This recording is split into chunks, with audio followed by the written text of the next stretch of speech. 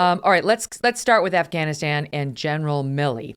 He's been under cross-examination for, among other things, calling his Chinese counterpart while President Trump was still president and allegedly assuring him that the U.S. was not about to attack China.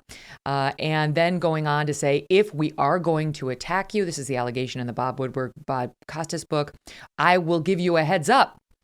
And there was a lot of back and forth about that yesterday, saying that's insane. If you did that, that could potentially be treasonous, on and on it went.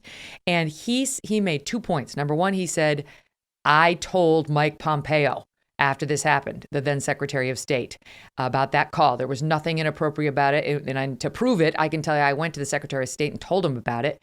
And secondly, he tried to clarify what exactly that exchange sounded like. Let me get to him saying you knew all about it. Listen. On 31 December, the Chinese requested another call with me. The Deputy Assistant Secretary of Defense for Asia Pacific Policy helped coordinate my call, which was then scheduled for 8 January, and he made a preliminary call on 6 January. 11 people attended that call with me, and readouts of this call were distributed to the interagency that same day. Shortly after my call ended with General Lee, I personally informed both Secretary of State Pompeo and White House Chief of Staff Meadows about the call, among other topics. So did that happen? I think the disconnect here, Megan, is the subject, what was actually said. I haven't seen General Milley knock down what Woodward and Costa wrote. Having said that, I know Woodward and Costa well enough to know that you should take everything they write with an enormous grain of salt. The fact that General Milley chose to speak with him, the fact that General Milley chose to speak with him at such great length, I find deeply troubling.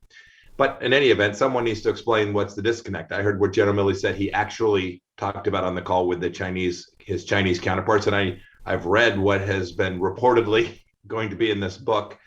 Those aren't remotely the same, and I think that's what it gets to.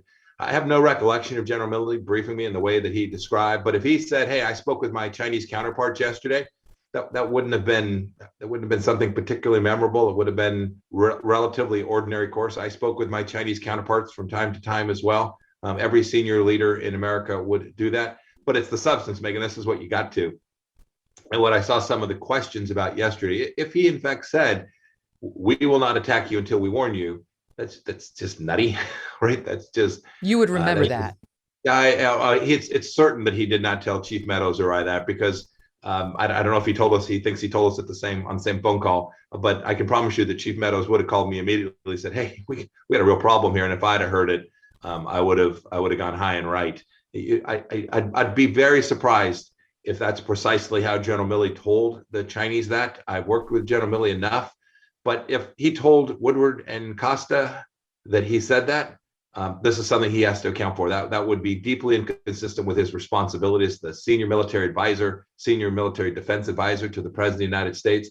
And it would make no tactical, operational, or strategic sense to tell the Chinese that, because in the end, it wasn't going to be how we rolled. It wasn't how the Trump administration rolled. We didn't warn our adversaries. We didn't tell them that there would be a date certain we'd leave Afghanistan. We were very clear we were going to use American power to protect America's interests, and we weren't about warning our adversaries of a potential attack if it was inconsistent with our objectives.